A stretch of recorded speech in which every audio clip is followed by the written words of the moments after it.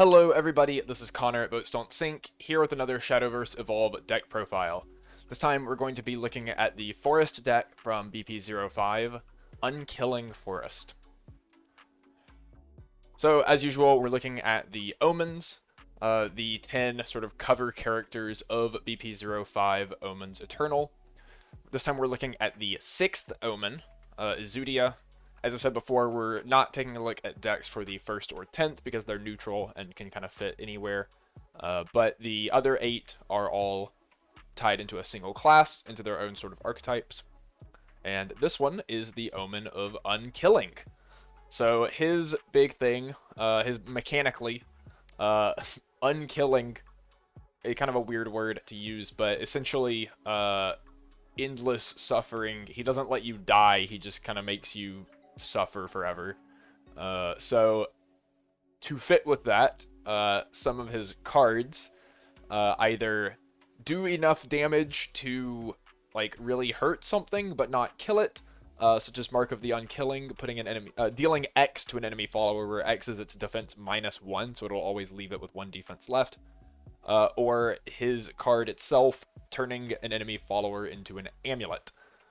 Which means it's still on board, it still exists, but it doesn't die. It's just kind of sitting there and can't attack or do any follower things anymore. So some cool mechanical flavor there. However, like the rest of the Omens, most of his support is tied into a single trait, this time being Hunter. And unlike most of the other traits we've looked at with these Omen archetypes, this one actually matters a lot more than the others. Most of his cards do actually reference having hunter cards either on your field or in your cemetery, or searching for hunter cards, things like that. And it's a little awkward because hunter, it is a trait that has a lot of pre-existing cards, a lot of which are quite good. However, it's very awkward to make them work with Izudia's support in particular. His support was designed to work with itself, not exactly the existing hunters. And we are getting quite close to the release of BP06, which, for those of you that have looked at the Forest cards, since the card list is up now, has support for a dedicated hunter archetype. So looking at the actual hunter archetype, we'll take a look at that once BP06 releases with its dedicated support there. Instead, this time I wanted to try to take what Izudia does and make a deck as focused around it as possible. Which is a little awkward. Izudia was not a card that saw a ton of play outside of maybe being another way to sort of set up your finisher in like the Elephant Forest decks. King Elephant, of course, is a hunter, as is Sukuna, Archer, a few other cards. But yeah, so you use him to like he deals 6 damage on his evolve, so you could use that to make your elephants lethal more often, things like that. But he didn't really see play as like a centerpiece of any deck. So that's what I wanted to try to do here. So big reminder, as usual, this is just a starting point. This is a deck list that I put together out of my brain while I was making this video and trying to come up with something for Izudia. This is not tested. This should work. I'm not going to promise that it's like top tier, but it should work. However, it probably needs some refining. If you like the idea, especially with more hunter cards coming out in the next set that could make this a little more consistent, mess around with it. I think it's a cool deck. So I think it's worth playing around with, but it is going to need some refinement, some adjustment. So mess around with it, change cards that you find necessary. This is just a starting point. Now for the deck itself. You'll notice there are a lot of cards that don't normally see play in Forest decks here, and a lot of cards that do normally see play are missing. But everything is in here for a reason, apart from a couple cards that are like in here for reasons but aren't super important to the strategy. Big thing to notice is that we are playing the Puppetry package from BP05. Puppetry, I think, has the cards to be its own deck already, with some support from other shells that aren't Izudia. But instead of making a Puppetry deck with support from other shells, I wanted to make an Izudia deck that's going to utilize the Puppetry shell as its finisher. Izudia, being unkilling, can't actually kill your opponent with his deal 6 damage. He only deals 6 if they have 10 or more. So he can only put them down to 4. So Noah here, along with a few other cards, are going to be our ways to kill our opponent after Izudia shoots them. Everything else is kind of just here to facilitate that strategy, give us some early aggro push to get our opponent into range where we can like Izudia and then go for kills, or to set up the big Noah turns at the end game. Our Evolve deck is spread pretty thin, however, most of these cards, you could shift around the numbers a little bit, but I think these numbers work for what these cards want to do. The ones that we're only playing 1 of function even without evolving them. The ones that we're playing 2 of do want to be evolved to really get the most out of them. As usual, you can check the deck log page for this deck at the code 5CGQ0. That'll also be in the description below. Our curve is pretty standard, a little low. 12 1-drops, 9 2-drops, 9 3-drops, only 2 4-drops, and then we have 8 5-drops is where our curve tops out. However, those 5-drops, we have a 5-drop, a 5-drop that evolves for 1, and then a 5-drop that evolves for 2. So we do essentially get like a 5, 6, 7 curve there, which can help us move into the late game like pretty smoothly, I think. 36 followers, 4 spells. It is, of course, majority followers. We're trying to get a lot of value out of the followers that we're playing here. Otherwise, pretty standard stuff outside of the cards we're playing. But let's take a look at those. So first up, we have Bellringer Angel, which is not something you see in Forest decks nowadays too much, mainly because it's not a high-value bounce target. The Forest decks want to be like getting their combo count, bouncing things back to hand with Ancient Elf, Marvelous Sunday, things like that. Bellringer is not a great bounce target. However, in this deck, we're just trying to get to like turn 6 or 7 to kill our opponent, and to try to find our pieces in the meantime. Bellringer is a great way to protect us against early aggressive threats, and just draw more cards to dig through our deck. It is also a 1-cost follower that is relevant to be able to find off of Fina. You could play like a Goblin here or something. However, I think Bellringer is the best option for what we have. It does evolve for 2 into a good Evo, but Evo deck is fairly tight already, so we're not playing one. If you really wanted it, you could cut like the second Izudia Evo or maybe the second Noah Evo to fit one Bellringer Evo in. That's perfectly reasonable. Bellringer Evo deals 2 damage on Evolve, otherwise it's the same card, still a 0-2. The 2 damage is also great against aggro decks. It hits things like Valnarek, the Usurpation 1-drop, Goblins, Faria, all that stuff, so completely reasonable to include. Our first new 1-drop, we have Servant of Unkilling. This is Forest's first actual Goblin in Forest. 1-cost 2-2 stat line. Fanfare, if there are at least 3 Hunter cards in your cemetery, give your leader +2 defense. This is obviously not going to be active if you're playing this card on like turn 1 or 2. However, you have a lot of like 1, 2, and 3-drop Hunters, so if you're playing this in the mid-game, or like summoning it off of the 3-drop on like turns 4 or 5, you might have 3 in Cemetery by that point, and you might just get 2 free defense. It is a Hunter to fulfill your other abilities that want Hunters. It is a 1-drop to fulfill our abilities that either want to build combo or want 1-drops specifically. It just does a lot of good things here. And we do want a relatively aggressive curve. Goblin stat line is about the best you can ask for in terms of that. So, really good card just to have here. Not much else to say about it. Next, we have 3 copies of Sukuna, Brave and Small. This is a staple in the current like Tempo, Elephant, Forest decks. 1-cost 1/1, Evo for 1. Evolved into a 2/2. Storm. On Evolve, combo 3, get +1/+1. Combo 5, get +3/+3 instead. So combo 3, you're swinging with a 3/3 Storm for 2 play points, or 1 and an Evo point. Combo 5, you're swinging with a 5/5. This card is super threatening. It can really just chunk the opponent for a lot of damage that they weren't expecting, especially on turns where you can go like 1-drop, 1-drop, Sukuna, Evo, 3U, and then like you still have a full board. So a really powerful card. However, normally you would see this in decks with cards like Ancient Elf and Marvelous Sunday to be able to bounce things back to your hand, keep replaying them, build that combo count super easy. We're not playing those, so Sukuna's probably not getting the 5 in this deck. 3 is more likely. We can get the 5, it's just not the easiest thing.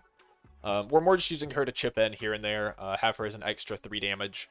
The goal, obviously, is we want cards that can close out a game after Izudia deals 6. You're not always going to need 5 for that. Getting in for 3 can be plenty fine, especially if you also have a Lyrial or Ivy Spellbomb or anything else that can get in for a little damage as well. We are playing Nature's Guidance, which can help us build combo, or let us play a Sukuna, Evo it, swing in, and then bounce it back to hand, so that we can use it again on a later turn. Anything like that, Nature's Guidance is great for. It's a fantastic combo builder. The main place that we're going to be getting our combo, though, is actually the puppet tokens. Since we are playing the puppetry package, we'll be making a lot of these 1-cost 1/1s, which are essentially fairy tokens, but better, since they have Rush. And Sukuna already loved fairy tokens and fairy wisps to build her combo, and the puppets are going to be basically exactly the same in terms of building her up to get good combo counts. We're playing 1 copy of Mark of the Six. This is like a super niche, kind of like just save your ass when you're in trouble card.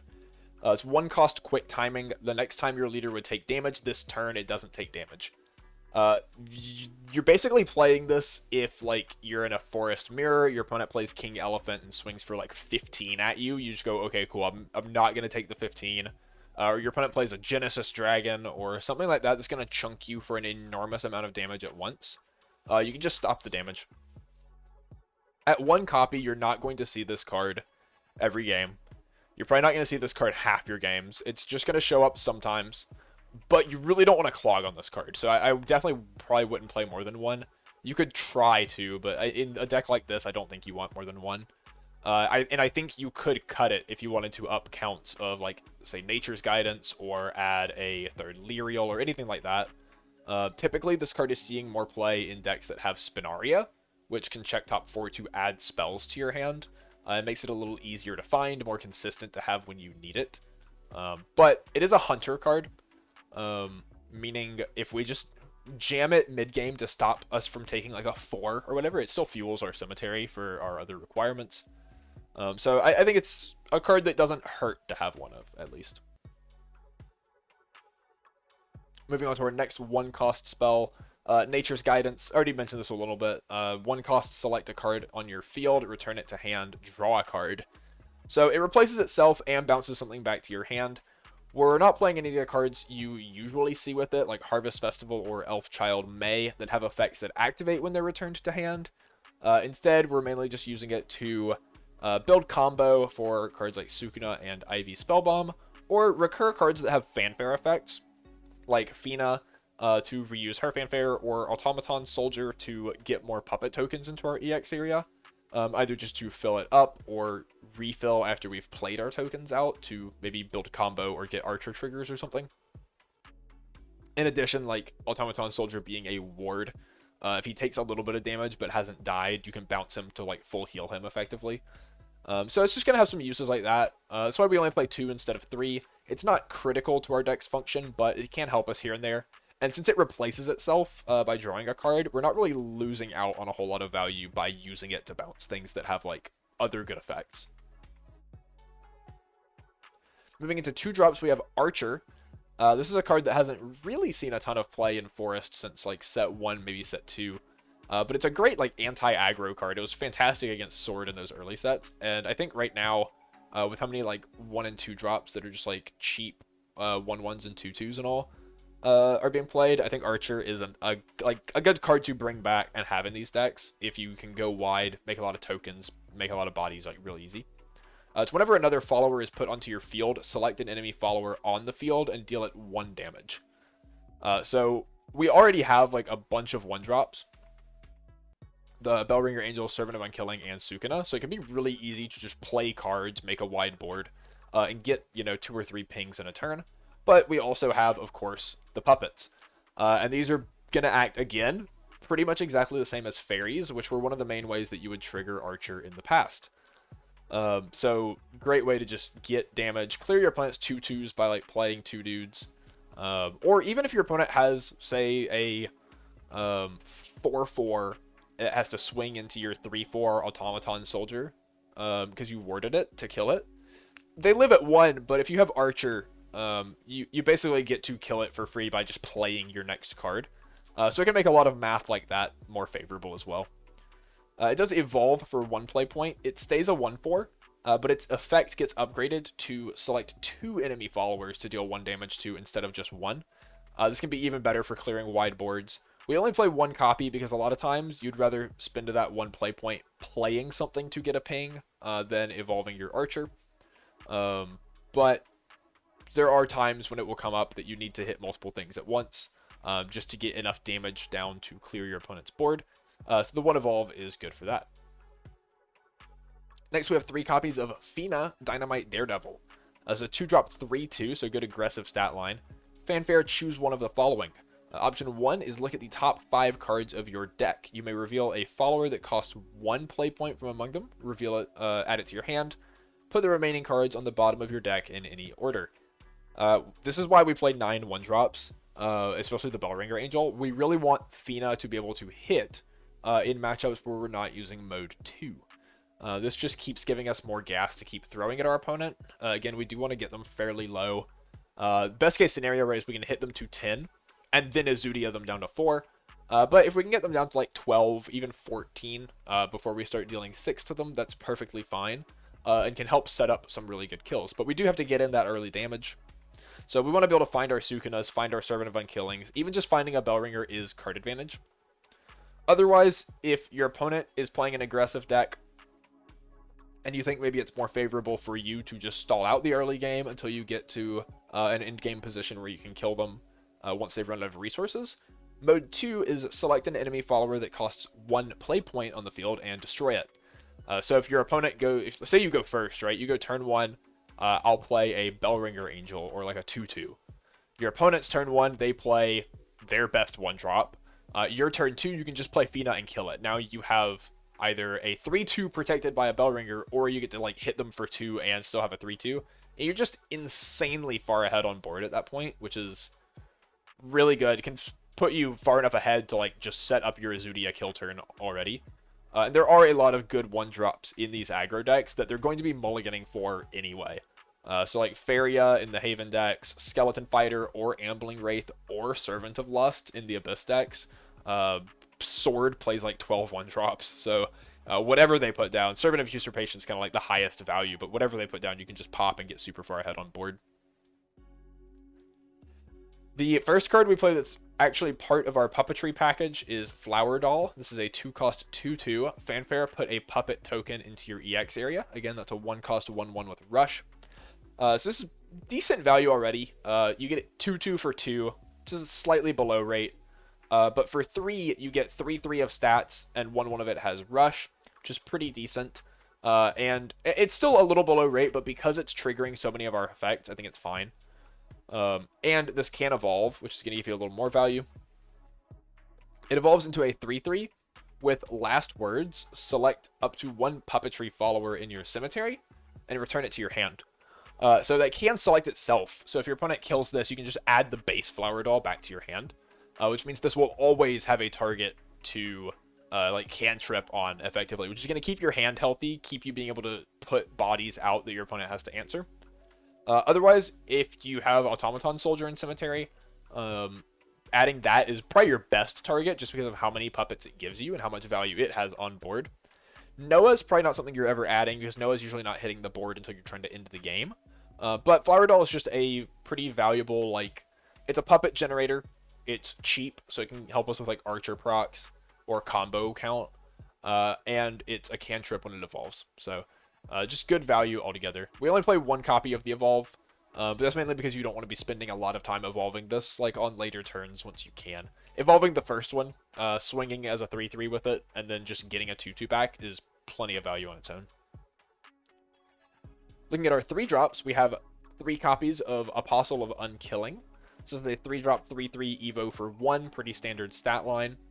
It evolves into a 4/4. On evolve, search your deck for a Hunter follower that costs 2 play points or less. Put it on your field, then shuffle your deck. Our 2-cost or lower hunter followers are Archer, Servant of Unkilling, and Sukuna. Meaning on turn like 3 going second, 4 going first, if you don't already have an Archer set up, this just guarantees you an Archer.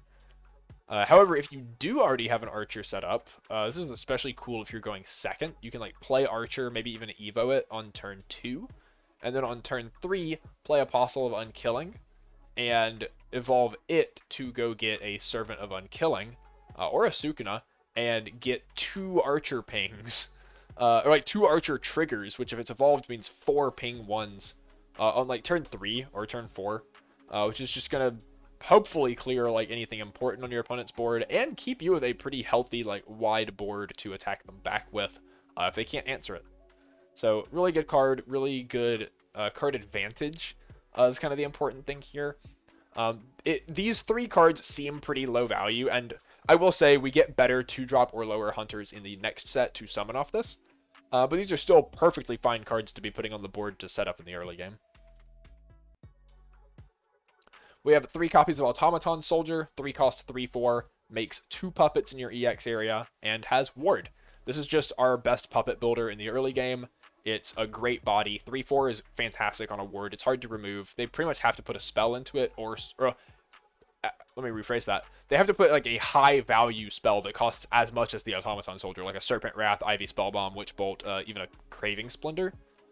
Or they have to swing their 4/4 Evos into it, which if you go Automaton Soldier and then your opponent has to go, say, Floral Fencer, trade my 4/4 into your 3/4, it lives at 1, but now they have a 1/1/2/2 and a 1/1. Or a 4/1, and your next turn is just like, cool, my Archer just triggers off the puppets that Automaton Soldier made and board wipes you. And then I still get to play like another card. And you're ahead on board. You're drawing the game into a point where your Izudia and Noah can just kill your opponent, hopefully. So yeah, Automaton Soldier is a great stat line, a lot of value, and he's a good ward. Keeps you alive. Lyriel, Archer Throne. 3 cost 2/5, quick timing, activated ability. Engage this, deal 2 to each enemy leader. This means that Lyriel effectively has Storm, because you can engage her immediately to deal 2. But ideally, you're not doing that during your own turn. You play Lyriel, and then on your opponent's end step, you engage her to deal 2, which is pretty much the same in terms of it being Storm, but prevents your opponent from having a good chance to attack her or interact with her. 5 is, again, very hard to answer. It forces most forms of premium removal, the Serpent Wraths, Witch Bolts, etc. And this has even more text. While this card is on your field, your leader does not take ability damage. That's not going to be relevant in every matchup, but there are a few matchups where it's super relevant. Notably, like, Valnarek in Abyss isn't going to be able to get extra damage on you. Tin Soldier and Humpty Dumpty in the Fable decks can't burn you. And like Truce Adjudication and Rune isn't going to be able to shoot you. Along with a few other things, obviously like Thornburst, Riko Kashimoto, various cards like that just aren't going to be able to get extra chip damage on you. Or, you know, Silver Bolt not going to be able to 7 you to the face or something. So really good card for that. Can just make it really annoying for your opponent. And as I've said, our game plan here is dealing 6 with Izudia, and then having a lot of ways to immediately clean up the remaining like 4 to 6 defense that our opponent has afterwards. Lyriel being able to burn 2 is a fantastic way to clean up that extra defense at the end. If you think about it, right, if you just have Lyriel on board, you evolve Izudia, engage it, put them from 10 to 4. On their end step, you put them to 2, and then you just untap and kill them. So they basically have to gain life to get out of that. Or even if they're not all the way down to 4, you're getting 4 with the Lyriel, and you have plenty of other ways to get some chip damage in to finish them. So she really helps you close out games. 1 Ivy Spellbomb. This is in a similar boat with the Mark of the Six, where it is a pretty niche card. It's a great removal card, but at 1 copy, you're not going to see it super often. So you may either want to cut other cards to add more copies, or just cut it altogether for more main game plan cards. But I like it because A, 5 damage removal is nice to have, and B, at combo 3, it deals 3 damage to the leader of the card you deal 5 to, which gives you additional ways to close out the game after Izudia. On the next turn, you know, you're going to have 6 or 7 play points, which can make it incredibly easy to get to combo 3 and get that 3 damage. If you think about it, right, even with 6 play points, you can go, say, like, Bellringer, Sukuna, Ivy Spellbomb, deal 3 to you, evolve Sukuna, hit you for 3, and that's 6. So if your opponent was at 12, Izudia into that kills your opponent, which is super clean numbers, super good. Just a card that's nice to have. So we're playing 1, but again, you can add more, play less, mess around with that. It's a card that I think is worth like thinking about in the deck, though. Our only 4-drop is Rose Deer, very similar to Ivy Spellbomb, and is actually in the like set 4 Elephant decks. This was the card I chose to play over Ivy Spellbomb in my list. It's a 4-cost 4/3, so aggressive stat line, with Rush, so it can trade into enemy followers immediately, which is super good for just keeping the board clear, trying to get into your later game stuff. But Fanfare, it puts a Thornburst token into your EX area. Thornburst is a 2-cost spell that deals 3 damage to an enemy leader or follower, and then draws you a card. Which means it is a fantastic combo builder, because it replaces it replaces itself, but it's not a card out of hand, so it's actually card advantage. And it deals 3 damage that can go face. So once again, this is another way that we can close out the game after Izudia comes down. And if you play Rose Deer, this is especially doable if you go second. You play Rose Deer on 4, play Izudia on 5, and then on 6, you can say Thornburst, Sukuna, Ivy Spellbomb, Evo point, and that's 9 damage. So even if your opponent was at 15, you kill them on turn 6. Which, like, yeah, it makes the Ivy Spellbomb seem like way more important than a 1-of, I guess. But that could be like a Lyriel on board, or anything else that can like deal some chip damage. I guess those are kind of our only ways to deal like real chip damage here. But you know, I think it's an important card. It can trade and set up powerful plays on later turns.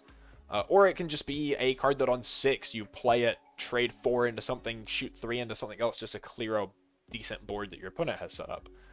So I think it's a powerful card. I think it's worth having in a deck like this that wants to be aggressive, but also like control the board. This is a heavy tempo deck, right? And this is a fantastic tempo card. 5 drops, Cassiopeia. This card is definitely seeing play in Forest. This card's crazy good removal. 5 cost 4/5, so it's a little sticky.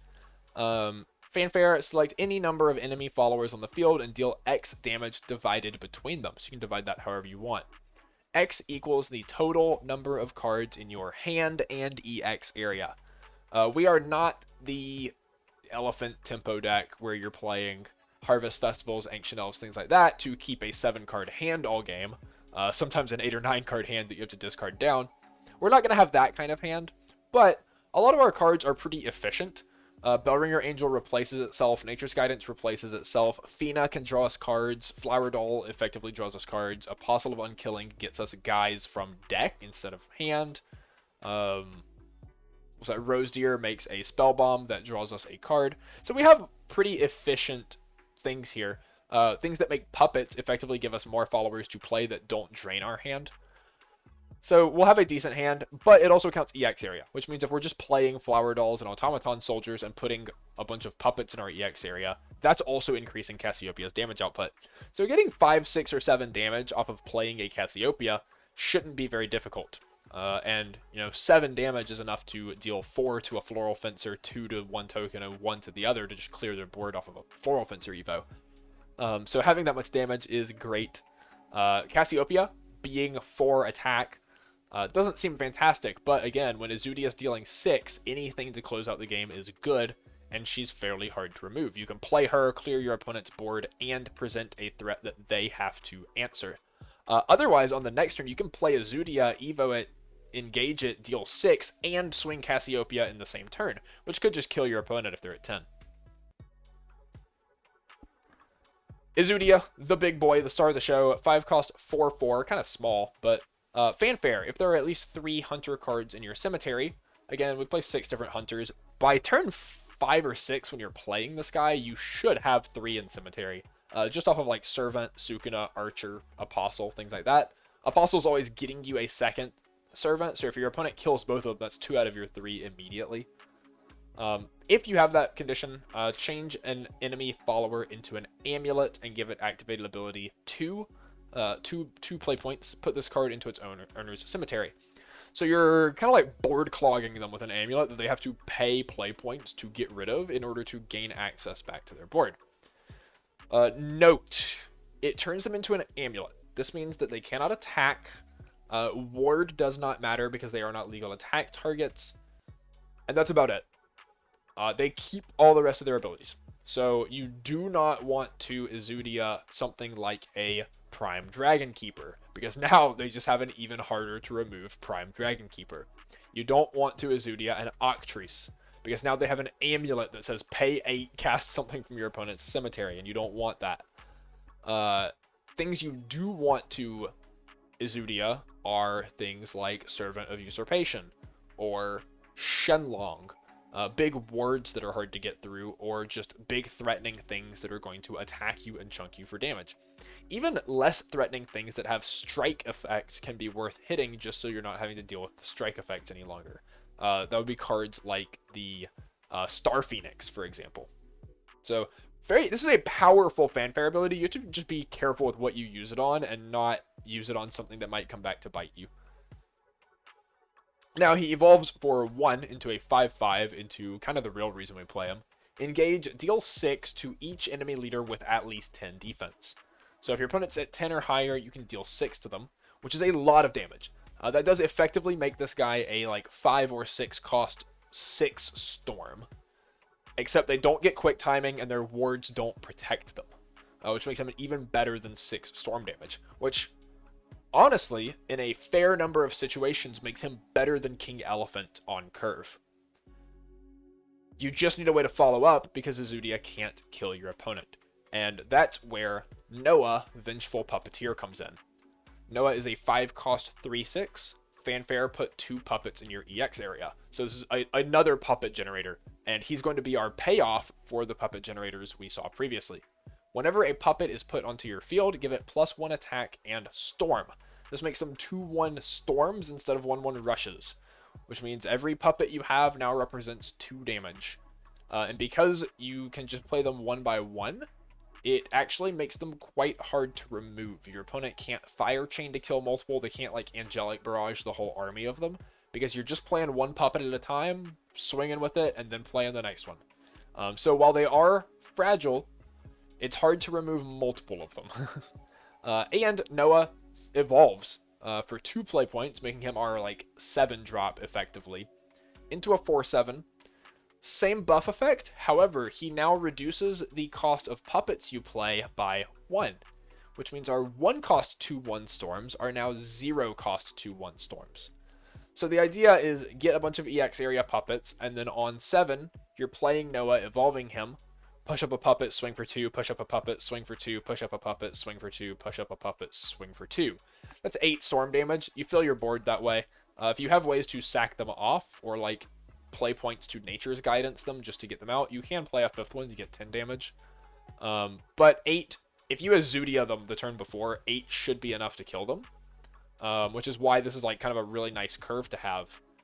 But even if it's not, Noah, because he doesn't have to evolve to give Storm and +1, you could technically like play him on 6, push up a puppet, hit your opponent, and then on 7, if he's still alive, evolve him. If not, you could just play another one and get extra damage that way. Noah's also insanely hard to remove. So even if you play him on like 5, there is a world where you like play him on 5, pass, and then on 6 you pay 2 to evolve him, push up as many puppets as you have, which builds combo, and then like Sukuna to kill your opponent, or like Ivy Spellbomb or whatever. Which is another just fantastic line of play that's aggressive. This deck realistically should be killing on like turn 7. Maybe turn 6 if your opponent can't answer like your early 3/2s and stuff. So I think this deck has a lot of legs. I think Noah's an insanely powerful card that kind of just gets overlooked because he's a silver. And because puppets don't have all of their support, people know that puppet support is coming in set 8, so they don't think it's worth looking at yet. But I think he's a fantastic card. I think he's a great follow-up to Izudia. I think he kind of rounds out this deck in a perfect way. Looking at the entire deck, honestly, when I was putting this together, I was like, how do I make Izudia work? I think this does it. And again, I don't know if this is like a tierable deck, but I think it works. Pros of the deck, obviously, you can make wide boards really easy because of all the puppets and all the 1-drops and 2-drops. Cards like Apostle of Unkilling getting you free cards. You have an aggressive curve. While you do have things like Bellringer, Angel, and Archer that aren't really dealing much damage, you also have a Goblin. You have Storm in the form of Sukuna. You have Fina. You have Lyrial for burn damage. So you have fairly aggressive cards, and you have a low curve where you're going to be, you know, playing on 1, playing on 2, playing on 3, and forcing your opponent to answer something every turn. You also finish with Storm and burn damage, which is valuable because it means you don't have to have anything live on board to kill your opponent. You can just kind of do it out of thin air as long as they're low enough on defense. Cons, it struggle to answer like single large threats, which is kind of where the Ivy Spellbomb comes in. Being able to deal 5 to something is powerful because most of our other removal is built into things like Fina, which only kills 1-drops, or Archer, which is only dealing 1 damage at a time. We do have Rose Deer and Cassiopeia in the later stages of the game, but our opponent getting something like a 5/5 on turn 3 can prove pretty problematic. Especially since if they have a 5/5 on 3, it's probably Ancient Elf and it probably has Ward. So that can be an issue. And the other issue is, well, I said it doesn't matter a ton because you can play them 1 by 1. The puppets are very fragile bodies. They only have 1 defense, which means if your opponent's at 8 and you are relying on all 4 puppets sticking, 1 Angelic Snipe can ruin your day. Like 1 anything can be very problematic for you. So you have to take that into account where you really want your puppets to be protected and swinging into like tapped out opponents. So that can be an issue as well with actually closing out in the deck. Taking a look at the deck as a whole again, you can use the deck log code in the bottom right or the description that is 5CGQ0. Thank you for watching. I kind of rambled on this one. It went on a little longer than I planned on it doing. But I think this is a really cool deck. I know we're near the end of the set 5 meta, but Hunters get support coming up soon. Puppets get support coming up soon. Puppets have a lot of exploration room. I think Izudia has a lot of exploration room as a way to set up powerful kill turns. Because, again, his ability to deal 6 is powerful. So, yeah. Thanks for watching. We'll have some more deck profiles coming out soon. I'm going to very assuredly get all of the Omens wrapped up before set 6 releases next week. I'm just going to have to turn these out really quick. And yeah, we'll see you next time. There should be some videos on the screen to watch until we get there.